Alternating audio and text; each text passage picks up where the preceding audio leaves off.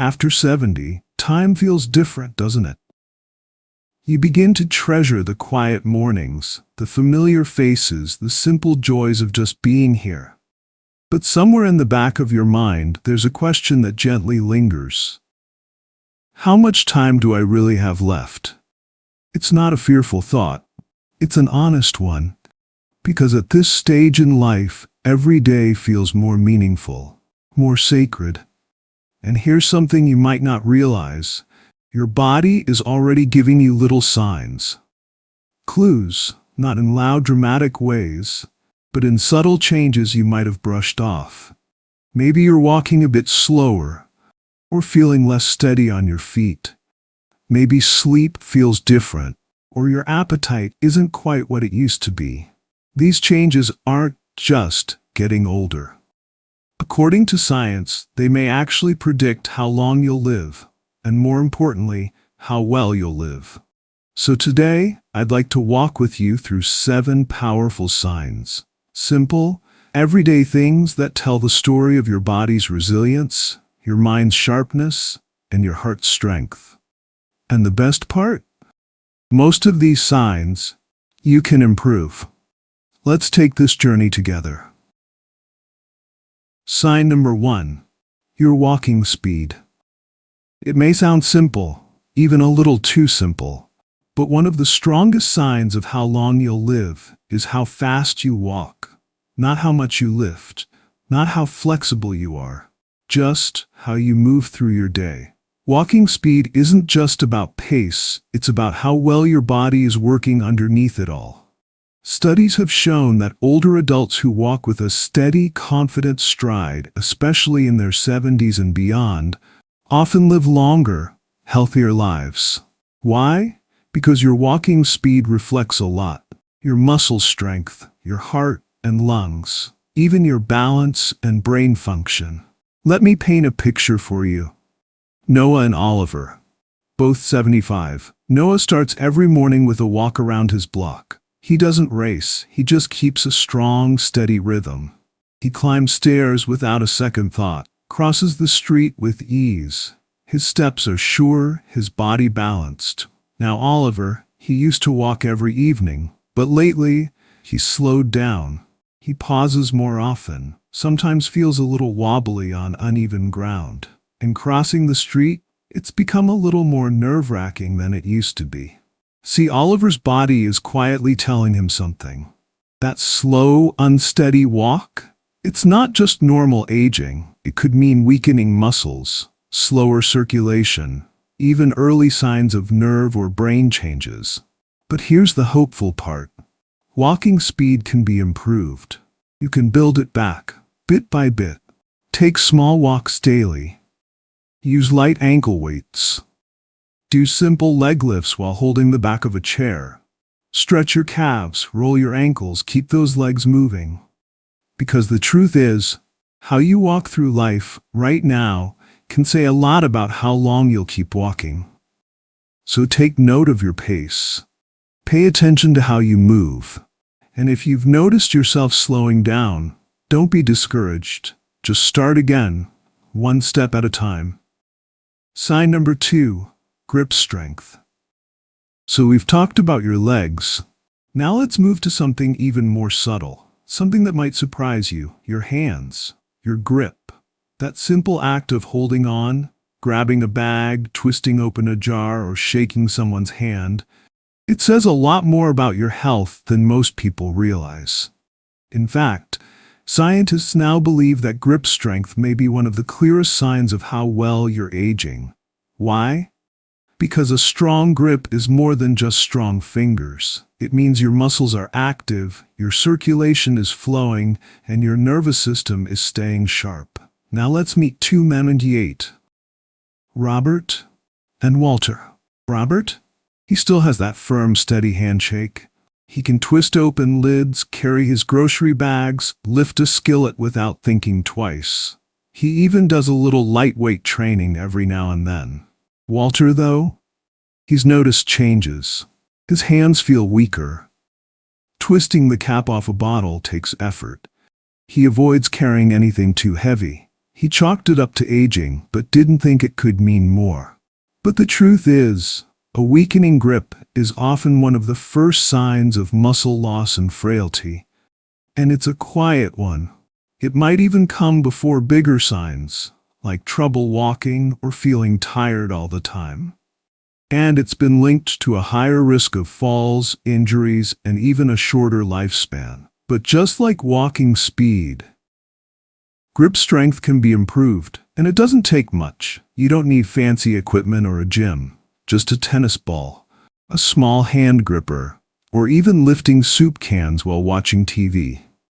Squeeze, hold, release. Little by little, your hands grow stronger. And when your grip returns, so does your confidence. Because how you hold things today, like a cup, a handle, a loved one's hand, is deeply connected to how you'll hold on to your independence, your strength, and your life in the years ahead. So here's a small challenge, friend. Next time you pick something up, pause for just a second. Feel your strength. And if it feels like less than it used to, don't ignore it. Start today. Rebuild what time has softened. You're stronger than you think. Before we jump into sign number 3, take a moment to do me a small favor. Hit like, subscribe, and share this message. Your simple action can help more people who are struggling with this issue find the content they need. Thank you for being a part of this. Sign number 3, balance. Can you stand on one leg? So far, we've talked about your legs, your hands. Now let's talk about something we don't think about until we start to lose it. Balance. That quiet, invisible skill that keeps us upright, stable when we move, confident when we stand, safe when we shift direction. But here's something fascinating. Researchers have found that if you can stand on one leg for 10 seconds without support, you're more likely to live longer and avoid serious injuries. Why? Because balance doesn't just come from your feet. It's a full-body performance. Your legs, your nerves, your inner ear, your brain, they all work together to keep you steady. Now imagine 2 women, Carol and Nancy, both in their early 70s. Carol has stayed active for years. She does light yoga, walks with purpose, and when she lifts one foot off the ground, she stays calm, balanced, strong. Nancy? She tries to do the same, but almost instantly she starts to tip. She reaches for the wall, wobbles, loses trust in her own footing. Now this isn't about judgment, it's about awareness. Because poor balance isn't just clumsiness or getting old. It can signal deeper things, weaker muscles, slower reflexes, or early neurological changes. But here's the hopeful part. Balance can be trained, even if you haven't done it in years. Try this. While brushing your teeth, lift one foot slightly, just a few seconds at first. Then switch sides. Try heel to toe walking across the room like you're on a balance beam. Or explore gentle Tai Chi. Even holding onto a chair, just standing tall on one leg, builds those stabilizing muscles. And don't worry if you wobble. That's your body learning. That's progress. Because the steadier your feet, the more confident you'll feel in your movements. And the safer you'll be as the years go on.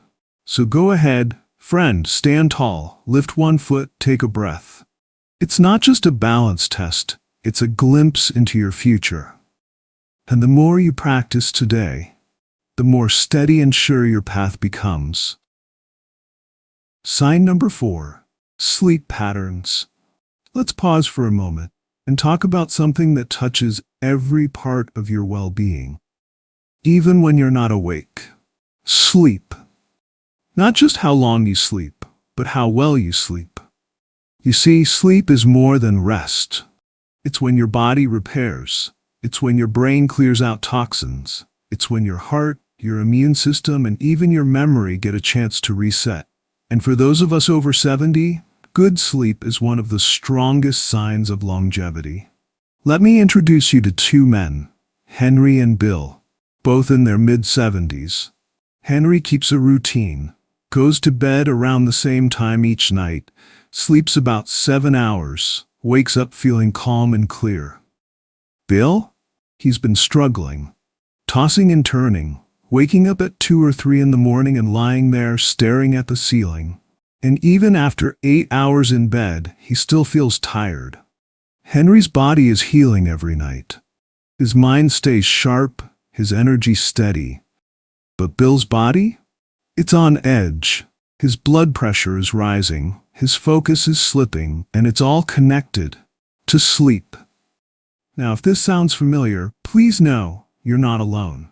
Many older adults struggle with sleep. It can come from stress, lack of movement, diet changes, or even undiagnosed issues like sleep apnea. But the good news? Sleep quality can be improved. Here are a few simple things that help. Get natural light in the morning. Avoid screens at night. Phones, tablets, TV. Keep a gentle routine. Eat light in the evening. Try reading, soft music, or prayer before bed. And if something still feels off, talk to your doctor. Because sleep isn't just about rest, it's about restoration. So tonight, when you lay your head down, treat it as sacred time, a gift to your body, a quiet act of self-care. Because how well you sleep now might shape how healthy and how present you feel for the years ahead. Sign number 5. Appetite and eating habits. Now let's talk about something we often overlook. Appetite. Not just what you eat, but how much you enjoy it. How your body feels when it's time for a meal, and whether your hunger still comes around like it used to.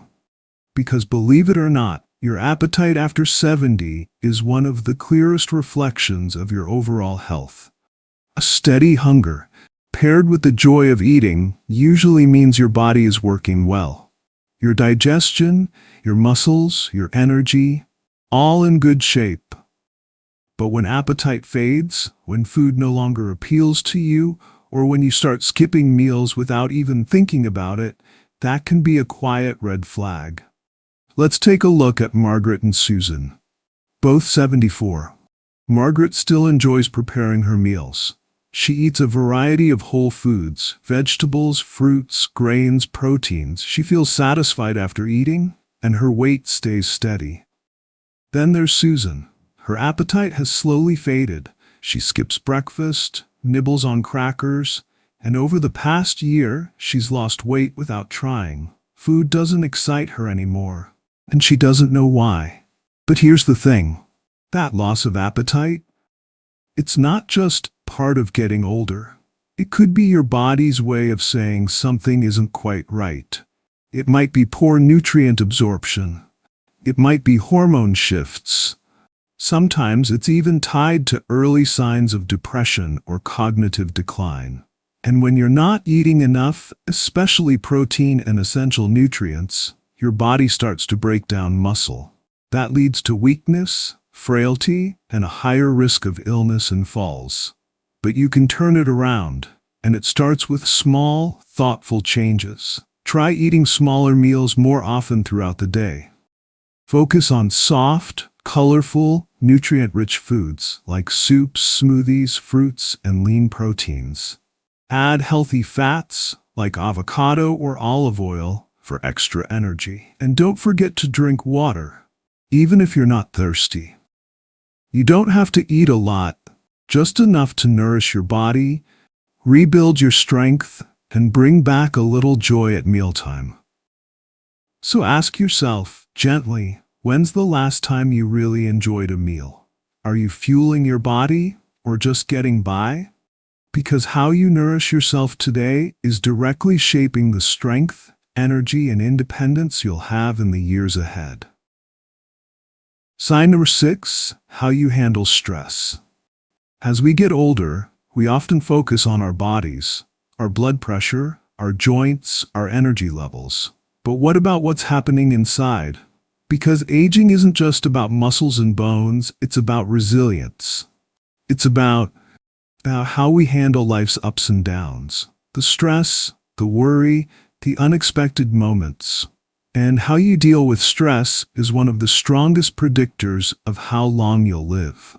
Chronic stress doesn't just make you feel tense or tired. It does real damage. It raises your blood pressure, weakens your immune system, disrupts your sleep, and yes, it even accelerates the aging process. Let me tell you about John and Richard, both 76, both with their fair share of challenges. John has learned to meet life with a steady heart. He meditates a little each morning, he talks things through with a friend or his wife. When problems come, he breathes, he adjusts, and he lets go. Now Richard? He holds it all in. Worries pile up, little things, big things. He replays conversations in his head, feels overwhelmed, and slowly it's begun to wear on him, physically, mentally, emotionally. That weight, that constant tension, it ages you, quietly and deeply. But peace protects you. And the good news for you, you don't need to eliminate stress, you just need to change your relationship with it. Here are a few small things that help. Take 5 deep breaths. Listen to calming music. Talk to someone you trust. Write your thoughts in a journal. Go for a quiet walk. Laugh, even at the little things. You don't have to become a monk. You just need a few gentle habits that help you release instead of hold on. Ask yourself this. When something stressful happens, do you carry it for days? Or can you feel it, process it, and slowly let it go? Because at this stage in life, your calm heart is your greatest medicine. It helps your body heal. It sharpens your mind, and it adds more ease, more lightness, and yes, more years to your life. So breathe deeply. Let what's out of your control pass by like clouds in the sky. And remember, you've already made it through so much. You are stronger, wiser, and more capable than you know. Sign number 7, social connection. And now, we've come to the final sign. It might just be the most powerful one of all. Connection. Yes, human connection. The kind that fills your heart, lifts your spirit, and gives you a reason to wake up with a smile. It turns out people over 70 who stay socially active, who laugh, share stories, talk to friends, visit family, they don't just feel better emotionally, they actually live longer, years longer. Now compare that to loneliness. Loneliness is quiet. It creeps in slowly. And over time, it does real harm, raising the risk of heart disease, depression, and even memory loss. Let me share the story of Eleanor and Barbara, both 78. Eleanor, she still goes to her weekly book club. She FaceTimes with her grandkids. She chats with neighbors on her morning walks. Her days are full of little connections, small moments of laughter, warmth, and meaning. Barbara, though, she spends most of her days alone. She's lost touch with old friends. Her phone rarely rings, and the silence in her home? It started to feel heavy, even painful. But the truth? Loneliness isn't just an emotion, it's a health risk. And yet, it's something we can change. You don't have to be surrounded by people all the time. Even a few close, caring connections can make all the difference. Call an old friend. Join a local group or class. Take a walk where others are around. Answer that phone call, even if you're not in the mood. Or send a simple letter to someone you care about. Because connection doesn't just bring comfort, it keeps your brain active. It keeps your heart healthy. It reminds you that you're not alone. Not now, not ever. So if you've found yourself pulling away lately, from people, from conversation, from community, take a small step back into the light. Because the relationships you nurture today may be the very thing that helps you stay vibrant, grounded, and deeply alive tomorrow. Now that we've walked through these 7 signs, take a quiet moment just for you. Ask yourself gently, am I moving through life with strength, peace, and joy? Or have small changes been showing up in my sleep, my steps, my spirit? The truth is, these signs aren't here to scare you. They're here to guide you. Because most of them, you can improve. You can start slow, and you can start today. Your future isn't fixed. It's shaped by the little choices you make right now. A short walk, a shared meal, a deep breath, a simple phone call. They all matter. They all add up. And they can lead you toward a life that's not only longer, but fuller, brighter, and more connected.